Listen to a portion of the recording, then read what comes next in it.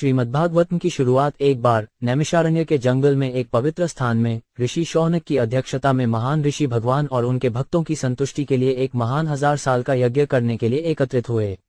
एक दिन यज्ञ अग्नि जलाकर और श्री सूत गोस्वामी को सम्मान के आसन की पेशकश करके अपने सुबह के कर्तव्यों को पूरा करने के बाद महान संतों ने बड़े सम्मान के साथ निम्नलिखित मामलों के बारे में पूछताछ की।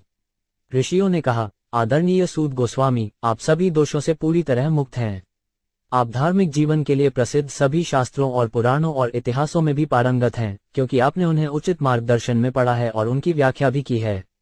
सबसे बड़े विद्वान वेदांतवादी होने के नाते हे सूत गोस्वामी, आप व्यासदेव के ज्ञान से परिचित हैं, जो देवत्व के अवतार हैं, और आप अन्य ऋषियों को भी जानते हैं जो सभी प्रकार के भौतिक और आध्यात्मिक ज्ञान में पारंगत हैं। हे विद्वान, कलियुग के इस कलियुग में मनुष्यों की आयु लगभग हमेशा ही अल्प होती है। वे झगड़ालू, आलसी, गुमराह, बदकिस्मत और सबसे बढ़कर हमेशा परेशान।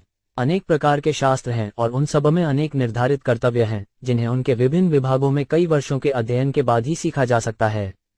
इसलिए हे ऋषि, कृपया इन सभी शास्त्रों के सार का चयन करें और इसे सभी जीवों के हित के लिए समझाएं, ताकि इस तरह के निर्देश से उनके दिल पूरी तरह से संतुष्ट हो सकें। हे सूत गोस्वामी, हम भगवान के व्यक्तित्व और उनके अवतारों के बारे में जानने के लिए उत्सुक हैं। कृपया हमें पिछले आचार्यों द्वारा दी गई शिक्षाओं को समझाएं, क्योंकि उन्हें बोलने और सुनने से दोनों का उत्थान होता है। जन्म मरण के जटिल जाल में उलझे प्राणी हो सकते हैं। अनजाने में भी कृष्ण के पवित्र नाम का जप करने से तुरंत मुक्त हो जाते हैं, जिससे भय व्यक्त होता है। भगवान श्री कृष्ण भगवान के व्यक्तित्व बलराम के साथ एक इंसान की तरह खेले और इस तरह नकाबपोश होकर उन्होंने कई अलौकिक कार्य किए। चूंकि श्री कृष्ण परम सत्य, सभी रहस्यवादी शक्तियों के स्वामी, अपने स्वयं के धाम के लिए प्रस्थान कर चुके हैं, कृपया हमें बताएं कि अब धार्मिक सिद्धांत किसकी शरण में गए हैं। सूत गोस्वामी ने कहा, हे ऋषियों, आपने मुझसे उचित प्रश्न किया है। आपके प्रश्न योग्य हैं क्योंकि वे भगवान कृष्ण से संबंधित हैं और इसलिए विश्व कल्याण के लिए प्रासंगिक हैं। इस प्रकार के प्रश्न ही स्वयं को पूरी तरह से संतुष्ट करने में सक्षम होते हैं।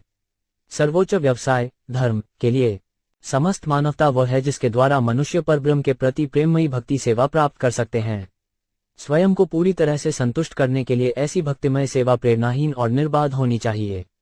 पूर्ण पुरुषोत्तम भगवान श्री कृष्ण की भक्तिमय सेवा करने से व्यक्ति तुरंत अकारण ज्ञान और संसार से वैराग्य प्राप्त करता है। इसलिए एकाग्रचित होकर मनुष्य को भक्तों के रक्षक भगवान का निरंतर श्रवण, गुणगान, स्मरण और पूजा करनी चाहिए।